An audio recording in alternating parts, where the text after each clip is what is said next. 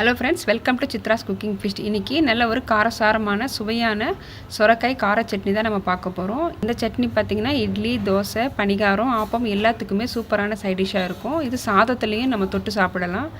வாங்க இந்த சொரக்காய் கார சட்னி எப்படி செய்கிறதுன்னு வீடியோக்குள்ளே போய் பார்க்கலாம். இந்த சட்னிக்கு தேவையான இன்க்ரீடியன்ட்ஸ் எல்லாமே நான் பொடியாக கட் பண்ணி வச்சுருக்கேன். இப்போ இந்த சட்னி எப்படி தாளிக்கிறதுன்னு நம்ம பார்க்கலாங்க. அதுக்கு முதல்ல ஒரு பேன் வச்சுருக்கேன். பேன் சூடானதும் 2 டேபிள் ஸ்பூன் அளவுக்கு எண்ணெய் சேர்த்துக்கலாம். எண்ணெய் சேர்த்துட்டு 1/4 டீஸ்பூன் சீரகம், கடலைப்பருப்பு 1 டீஸ்பூன், உளுத்தம்பருப்பு 1 டீஸ்பூன், 1/4 டீஸ்பூன் அளவுக்கு நான் கடுகு சேர்த்துருக்கேங்க. கடுகு சேர்த்து செய்யும் போது நமக்கு சட்னி நல்ல ஒரு டேஸ்ட்டாக இருக்கும். 1/4 டீஸ்பூன் அளவுக்கு மட்டும் சேர்த்துக்கோங்க. கடலைப்பருப்பும் உளுத்தம்பருப்பும் நல்லா செவந்ததும் ஒரு கைப்பிடி அளவுக்கு கருவேப்பிலை சேர்த்துக்கலாம். கருவேப்பிலை பொரிஞ்சதும் நம்ம எடுத்து வச்சுருந்த சின்ன வெங்காயம் சேர்த்துக்கலாம். சின்ன வெங்காயத்துக்கு பதிலாக மீடியம் சைஸ் நீங்கள் பெரிய வெங்காயம் 1 சேர்த்துக்கலாங்க.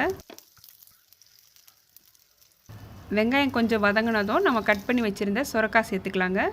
சொரக்காய் சேர்த்துட்டு மீடியம் ஃப்ளேம்லேயே வச்சு ஒரு 5 நிமிஷத்துக்கு நல்லா வதக்கிக்கலாம்.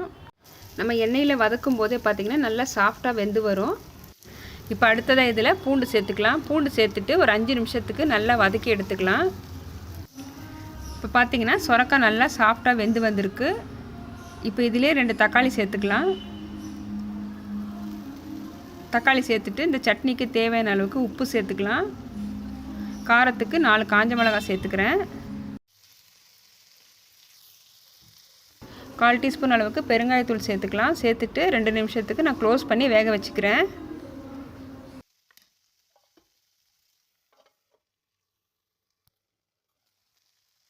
இப்போ எல்லாமே நல்லா சாஃப்டாக வெந்து வந்திருக்கு. இப்போ பொடியை கட் பண்ண தேங்காய் சேர்த்துக்கலாம். ஒரு சின்ன சைஸ் புளி சேர்த்துக்கிறேன்.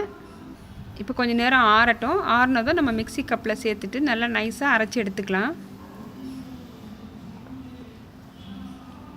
சட்னி அரைச்சாச்சு. இப்போ ஒரு பவுலில் ட்ரான்ஸ்ஃபர் பண்ணிக்கிறேன். தண்ணி எவ்வளோ வேணுமோ நீங்கள் பார்த்து சேர்த்துக்கோங்க. சட்னிக்கு இப்போ தாளிப்பும் கொடுத்தாச்சு. ஒரு பக்கம் இட்லியும் ரெடியாக இருக்குது. வாங்க சர்வ் பண்ணிக்கலாம். இந்த சட்னி இட்லி கூட மட்டும் இல்லாமல் தோசை, பணிகாரம், ஊத்தப்பம் எல்லாத்துக்குமே ரொம்பவே டேஸ்டியாக இருக்கும். கண்டிப்பாக ட்ரை பண்ணி பாருங்கள்.